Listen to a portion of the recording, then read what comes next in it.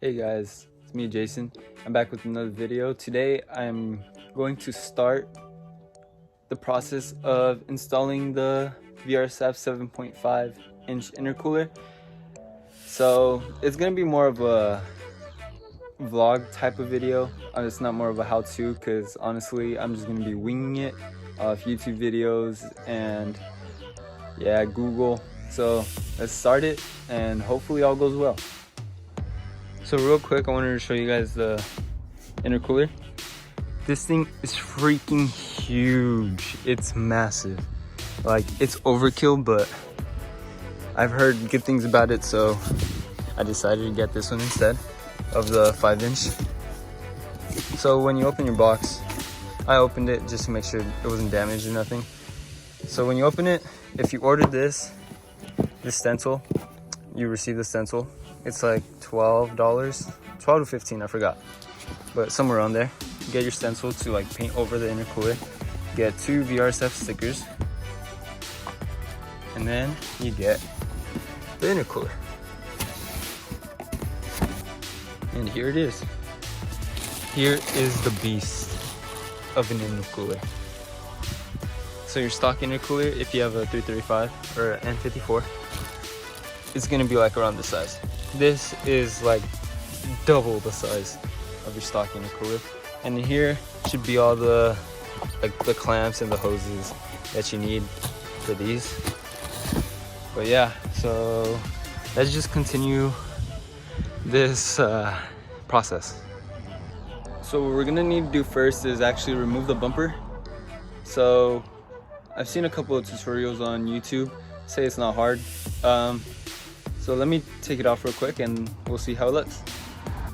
So update on the intercooler. Bumper's lost and it's real dark, like real dark. So I got a big old flashlight here. Here's the baby intercooler, which has got to go. We don't like that. So a couple steps. You may have to remove this, obviously, the baby one. Got to get that out first. Then for the intercooler I have, it's a 7.5 inch one.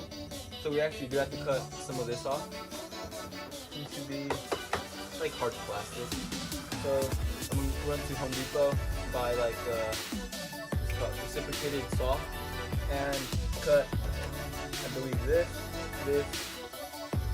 up to like right here and right here to make mine fit. So I'll see you guys soon. So day 2 of working on installing the intercooler. So as you can see so far, all I've really done is took off bumper, took off the belly pan, and I removed the previous intercooler, like the baby one that it had on stock. So I'll show you guys the comparison of this one and the 7.5 VRSF intercooler, just so that you could see the size difference and you can see how much of a monster the other one is. But yeah, this is how far I've gotten. So I'm just gonna keep going at it, hopefully finishing by today.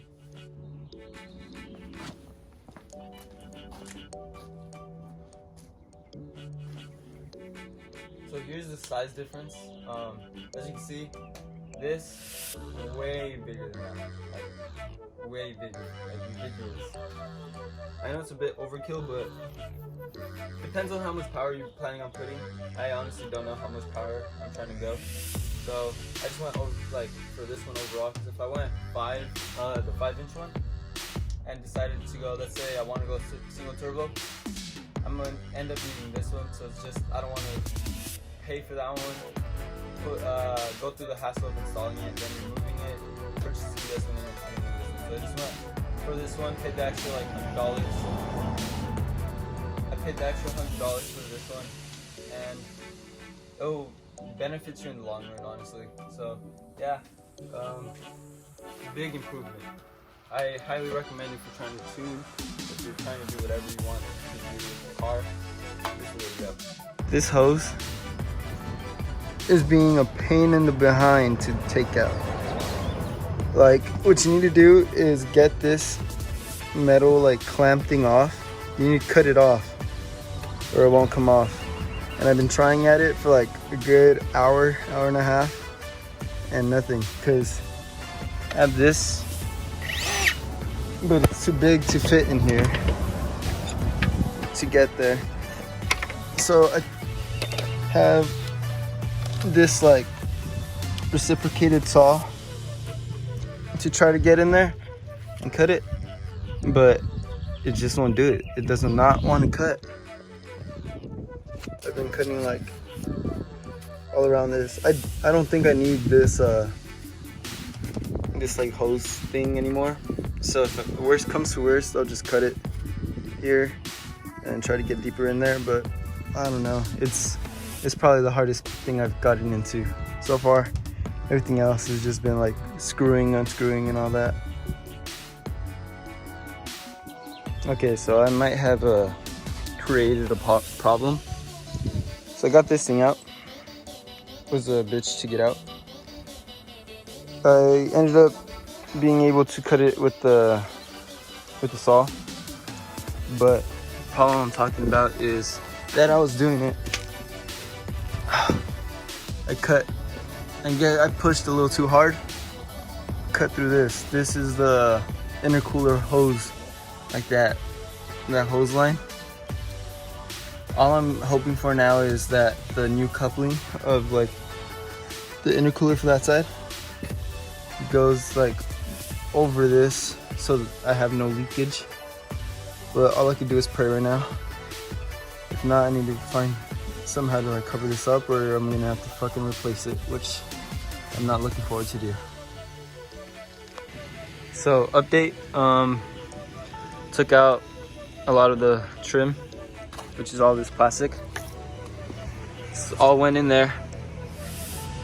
You just have to, I kind of put the intercooler under to see how much I was gonna need to cut. I was gonna measure it, but then I said, fuck that. I'm just gonna go at it, see how it goes. So what I did was I cut here. I had to get under here, but first you have to remove this like sensor, which it's easier to pull this, and you could see there's just two little tabs that you have to pull away from each other to get the sensor out.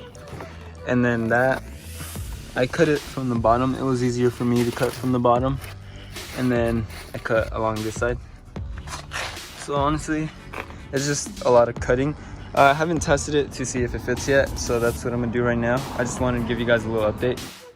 Okay, so it's a good thing I'm not making a how-to video, because I fucked up again. As you can see, I cut the radiator, making it explode. It shot out so much coolant. It shot like cloud of, I guess, gas straight at my face. So now I need a new radiator, and I guess that, no, it's not good. I am so mad right now, man. Like, I am mad.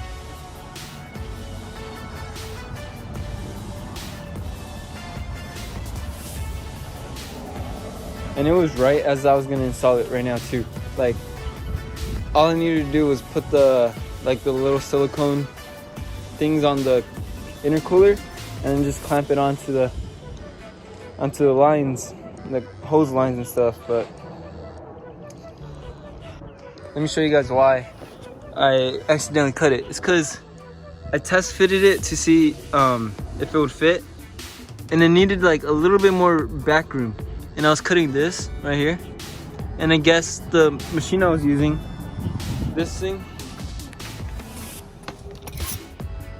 it went like, this thing's very flimsy. Like, this blade shakes a lot. So I guess as I was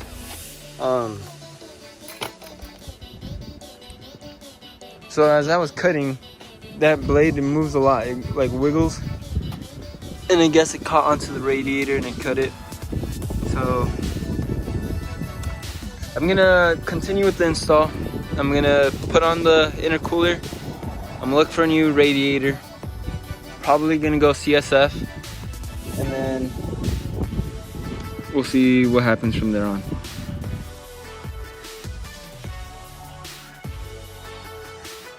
So it's actually been a little over a month since that last clip. You guys saw me cut the intercooler like tubing, and I also cut the radiator. So unfortunately I was unable to finish the install, so I had to call a mechanic. And what the mechanic ended up doing, he brought a new radiator and he installed both the intercooler, the charge pipe, and the the blow-off valve that goes on the charge pipe. So he installed all that for me. He took my car to the his shop, so that he could get me a new radiator, install it and everything. He gave it to me for a good price, and yeah, we got it done. So let me go show you guys what the charge pipe and blow-off valve looks like, and also my intercooler. So yeah. Okay, so here's what the intercooler looks like. You're unfortunately unable to really see it clearly because of this like grill-like thing, but I'm actually gonna take it off because, as you can see, I didn't end up painting the VRSF stencil on, so I will end up taking off this grill and be painting on the VRSF stencil eventually. So at the time of recording the whole intercooler install video, my car was basically stock. All I had was downpipes. So from then to now, I've actually done quite a lot to the car. I'm actually full bolt-on, so let me go ahead and show you. So I do have my VRSF charge pipe. Let me let the car pass.